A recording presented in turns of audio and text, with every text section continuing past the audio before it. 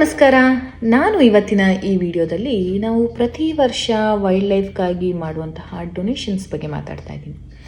So ನಾವು ಸುಮಾರು ವರ್ಷದಿಂದ ವೈಲ್ಡ್ ಲೈಫ್ಗಾಗಿ ಡೊನೇಷನ್ಸ್ ಮಾಡ್ಕೊಂಡು ಬರ್ತಾ ಇದ್ದೀವಿ. ಅದು ಸುಮಾರು ಜನಕ್ಕೆ ಗೊತ್ತಿರುವಂತಹ ವಿಷಯ. ಸೊ ನಾವು ಮೊದಲು ಕ್ಯಾಲೆಂಡರ್ ಅದೆಲ್ಲ ಮಾಡೋ ಮುಂಚೆ ಒಂದಷ್ಟು ಹಣನ ನಮ್ಗೆ ಎಷ್ಟಾಗುತ್ತೋ ಅಷ್ಟು ಗೋಶಾಲೆಗೆ ಡೊನೇಟ್ ಮಾಡ್ತಾಯಿದ್ವಿ, ವೈಲ್ಡ್ ಲೈಫ್ ಆರ್ಗನೈಸೇಷನ್ಸ್ಗೆ ಡೊನೇಷನ್ ಮಾಡ್ತಾಯಿದ್ವಿ. ಸೊ ಹೀಗೆ ಮಾಡ್ಕೊಂಡು ಬರ್ತಾಯಿದ್ವಿ. ವಿಜಯ್ ಅವರು ಒಂದು ಸಲ ಯೋಚನೆ ಮಾಡಿದ್ರು, ನಾವಷ್ಟೇ ಅಲ್ಲದೆ ನಮ್ಮ ಜೊತೆಗೆ ನಮ್ಮ ಸ್ನೇಹಿತರನ್ನ, ನಮ್ಮ ಫ್ಯಾಮಿಲಿ ಮೆಂಬರ್ಸ್ನ ಕೂಡ ಜೊತೆಗೆ ಗೂಡಿಸ್ಕೊಂಡ್ರೆ ಇನ್ನೂ ಹೆಚ್ಚು ನಾವು ಡೊನೇಷನ್ ಮಾಡ್ಬೋದು.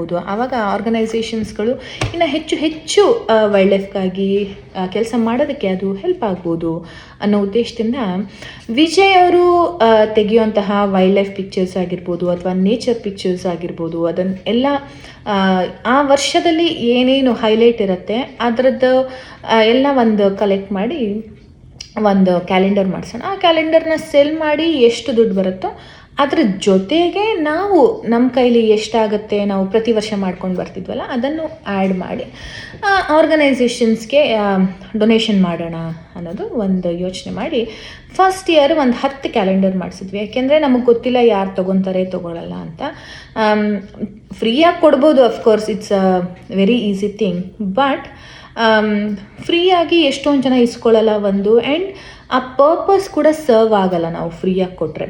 ಸೊ ಹಾಗಾಗಿ ಒಂದು 10 ಕ್ಯಾಲೆಂಡರ್ ಮಾಡಿಸಿದ್ವಿ. ಆ್ಯಂಡ್ ಸುಮಾರು ಜನ ನಮ್ಮ ಸ್ನೇಹಿತರು, ಫ್ಯಾಮಿಲಿ ಮೆಂಬರ್ಸು ಎಲ್ಲರೂ ಸಪೋರ್ಟ್ ಮಾಡಿದ್ರು. ಆವಾಗ ಒಂದು ಧೈರ್ಯ ಬಂತು, ಎಲ್ಲರೂ ಎಷ್ಟು ಜನ ವೈಲ್ಡ್ ಲೈಫ್ಗೋಸ್ಕರ ಹೆಲ್ಪ್ ಮಾಡೋಕ್ಕೆ ಕಾಯ್ತಾ ಇರ್ತಾರೆ ಅನ್ನೋ ರೀತಿಯಲ್ಲಿ. ಸೊ ನಾವು ಫಸ್ಟ್ ಇಯರ್ 10 ಮಾಡಿಸಿದ್ವಿ, ನೆಕ್ಸ್ಟ್ 20, 30, 40, 50 ಹೀಗೆ ಅಪ್ ಟು ಇವಾಗ 60-70 ಕ್ಯಾಲೆಂಡರ್ಸ್ ಮಾಡಿಸೋವರೆಗೂ ನಮ್ಮ ಸಂಖ್ಯೆ ಬೆಳೆದಿದೆ.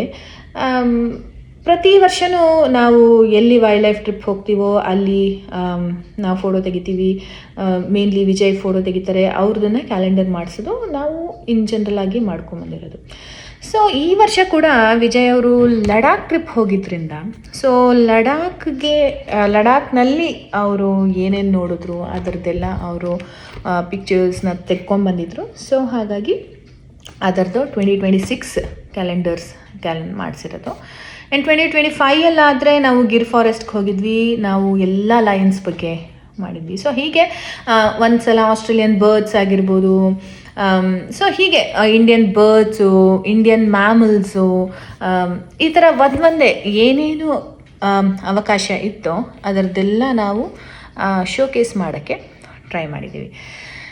ಸೊ ಹೀಗೆ ನಾವು ಡೊನೇಷನ್ಸ್ ಮಾಡಬೇಕಾದ್ರೆ ಪ್ರತಿ ವರ್ಷ 1 ಅಥವಾ 2 ಆರ್ಗನೈಸೇಷನ್ಸ್ಗೆ ನಾವು ಡೊನೇಷನ್ ಮಾಡ್ತಾಯಿದ್ವಿ. ಒಂದು ಆಸ್ಟ್ರೇಲಿಯಾದಲ್ಲಿ ಇರೋ ಆರ್ಗನೈಸೇಷನ್ಗೆ, ಒಂದು ಇಂಡಿಯಾದಲ್ಲಿರೋ ಆರ್ಗನೈಸೇಷನ್ಗೆ ನಾವು ಇನ್ ಜನರಲ್ ಆಗಿ ಡೊನೇಟ್ ಮಾಡ್ತಾಯಿದ್ವಿ. ಈ ಸಲ ನಾವು 3 ಆರ್ಗನೈಸೇಷನ್ಸ್ಗೆ ಡೊನೇಟ್ ಮಾಡಿದ್ದೀವಿ. ಒಂದು ಸೀ ಶೆಪರ್ಡ್ ಆಸ್ಟ್ರೇಲಿಯಾ ಅಂತ. ಈ ಆರ್ಗನೈಸೇಷನ್ ಏನು ಮಾಡುತ್ತೆ, ಈ ಓಷನ್ ಅಲ್ಲಿ ಅನಿಮಲ್ಸ್ ಇರುತ್ತಲ್ವ, ಅದ್ರ ಬಗ್ಗೆ ಪ್ರೊಟೆಕ್ಟ್ ಮಾಡೋಕ್ಕೆ, ಅದ್ರ ಬಗ್ಗೆ ಎಜುಕೇಟ್ ಮಾಡೋಕ್ಕೆ, ಅದನ್ನು ಸೇವ್ ಮಾಡೋಕ್ಕೆ, ಅದರ ಸುತ್ತಮುತ್ತ ಏನೇನು ನಡೀತಾ ಇದೆಯೋ ಅದನ್ನೆಲ್ಲ ಹೆಲ್ಪ್ ಆಗೋ ಥರ, ಅಂದರೆ ವೈಲ್ಡ್ ಲೈಫ್ಗೆ ಹೆಲ್ಪ್ ಆಗೋ ಥರ ಏನೇನು ಕೆಲಸ ಮಾಡಬೇಕೋ ಆ ಕೆಲಸ ಎಲ್ಲ ಮಾಡುತ್ತೆ. ಹಾಗೆ ಇನ್ನೊಂದು ನಮ್ಮ ಪರ್ತಲ್ಲೇ ಒಂದು ಲೋಕಲ್ ವೈಲ್ಡ್ ಲೈಫ್ ಸ್ಯಾಂಚುರಿ ಇದೆ. ಸೊ ವೈಲ್ಡ್ ಲೈಫ್ ಸ್ಯಾಂಚುರಿ, ನೀವು ನನ್ನ ಹಳೆಯ ವಿಡಿಯೋ ನೋಡಿದರೆ ನಾವೊಂದು ಪುಟಾಣಿ ಡಕ್ಲಿಂಗ್ನ ಸೇವ್ ಮಾಡಿದ್ವಿ. ಅದನ್ನು ಹೋಗಿ ಒಂದು ವೈಲ್ಡ್ ಲೈಫ್ ಸ್ಯಾಂಚುರಿಗೆ ಬಿಟ್ಟು ಬಂದಿದ್ವಿ. ಸೊ ಆ ಸ್ಯಾಂಚುರಿ ಅವ್ರು ಏನು ಮಾಡ್ತಾರೆ ಅಂತಂದರೆ, ಹೀಗೆ ಈ ಬರ್ಡ್ಸ್ ಆಗಿರ್ಬೋದು, ಎನಿ ಆ್ಯನಿಮಲ್ಸ್ ಆಗಿರ್ಬೋದು, ವೈಲ್ಡ್ ಆ್ಯನಿಮಲ್ಸು ಎಲ್ಲೋ ತಪ್ಪಿಸ್ಕೊಂಡು ಬಿಟ್ಟಿರುತ್ತೆ, ಅದು ಅವ್ರಿಗೆ ಫೋನ್ ಮಾಡಿದ್ರೆ ಸಾಕು, ಕರ್ಕೊಂಡು ಹೋಗಿ ಬಂದು ಅದನ್ನ ಚೆನ್ನಾಗಿ ನೋಡಿಕೊಂಡು ಅದನ್ನು ವೈಲ್ಡ್ಗೆ ರಿಲೀಸ್ ಮಾಡೋವರೆಗೂ ಅವ್ರು ತುಂಬಾ ಚೆನ್ನಾಗಿ ನೋಡಿಕೊಂಡು ಆ ಅನಿಮಲ್ನ ಬಿಡ್ತಾರೆ. ಸೊ ಹಾಗಾಗಿ ನಾವು ಅಂದ್ಕೊಂಡ್ವಿ ಈ ಸತಿ ಅಲ್ಲಿಗೆ ಕೂಡ ಡೊನೇಟ್ ಮಾಡೋಣ ಅಂತ. ಅಲ್ಲಿ 1 ಶೇರ್ನ ಅಲ್ಲಿಗೆ ಡೊನೇಟ್ ಮಾಡಿದ್ವಿ.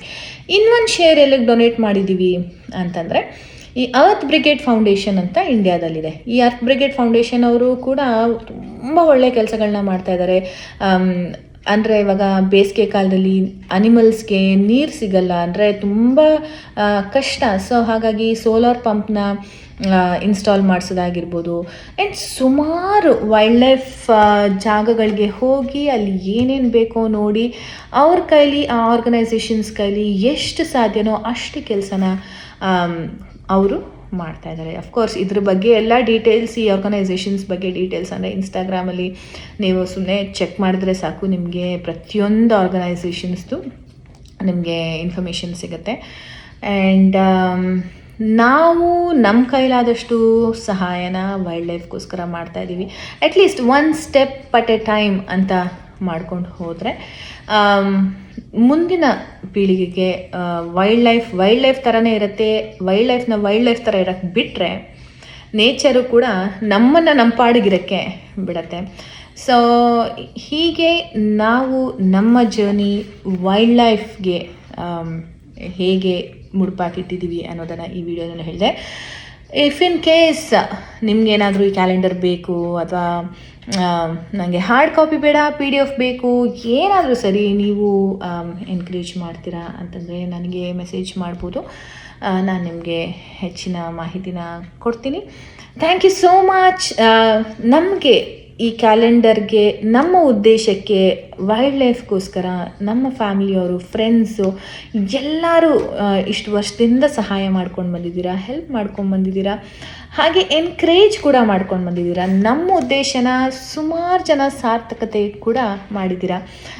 ಹೇಗೆ ಅಂತಂದರೆ ಅಫ್ಕೋರ್ಸ್ ಈ ಕ್ಯಾಲೆಂಡರ್ ಮನೇಲಿರುತ್ತೆ, ಅದನ್ನು ಯಾರೋ ನೋಡ್ತಾರೆ, ಏನಿದು ಅಂತ ನೋಡ್ತಾರೆ.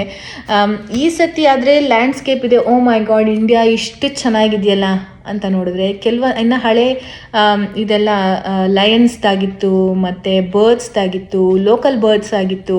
ನಮ್ಮ ಸುತ್ತಮುತ್ತನೇ ಇಷ್ಟೊಂದಿದೆಯಾ ಅಂತ ಎಷ್ಟೊಂದು ಜನಕ್ಕೆ ನಾಲೆಡ್ಜ್ ಕೂಡ ಶೇರ್ ಆಗಿದೆ. ಆ್ಯಂಡ್ ಬೇಸಿಕ್ಕಾಗಿ ಅದನ್ನು ಸೇವ್ ಮಾಡೋಕ್ಕೆ ಅವ್ರ ಕೈಲಿ ಏನಾಗುತ್ತೆ ಅದನ್ನು ಮುಂಜಾಗ್ರತಾ ಕ್ರಮ ಅಂತಲೂ ಹೇಳ್ಬೋದು. ಅಥವಾ ಮುಂಚೆ ಏನೋ ಬರ್ಡ್ಸ್ಗೆ ಇದಕ್ಕೆಲ್ಲ ಬ್ರೆಡ್ಡು ಬನ್ನು ಹಾಕಿದೆ ಅನ್ನೋದನ್ನು ಇವಾಗ ಅವ್ರು ಸ್ಟಾಪ್ ಮಾಡಿರೋದು ಆಗಿರ್ಬೋದು. So one step at A time ಅನ್ನೋ ಥರ ಪ್ರತಿಯೊಂದರಲ್ಲೂ ಅವರವರು ಇನಿಷಿಯೇಟಿವ್ ತೊಗೊಂಡು ವೈಲ್ಡ್ ಲೈಫ್ಗೋಸ್ಕರ ಕೆಲಸ ಮಾಡ್ತಾಯಿದ್ದೀರಾ. ಥ್ಯಾಂಕ್ ಯು ಸೋ ಮಚ್ ನಮಗೆ ಇಷ್ಟೊಂದೆಲ್ಲ ಸಪೋರ್ಟ್ ಮಾಡ್ತಿರೋದಕ್ಕೆ. ಆ್ಯಂಡ್ ಈ ವಿಡಿಯೋ ಕೊನೆಯಲ್ಲಿ ನಾನು 2026 ಕ್ಯಾಲೆಂಡರ್ನ ಅಪ್ಡೇಟ್ ಮಾಡ್ತೀನಿ. ನಿಮಗೆ ಏನಾರ ಹೆಚ್ಚಿನ ಮಾಹಿತಿ ಬೇಕಂತಂದರೆ ನನಗೆ ಮೆಸೇಜ್ ಮಾಡಿ. ಥ್ಯಾಂಕ್ ಯು ಸೋ ಮಚ್ ನೀವೆಲ್ಲ ಈ ವಿಡಿಯೋ ನೋಡಿದ್ದಕ್ಕೆ.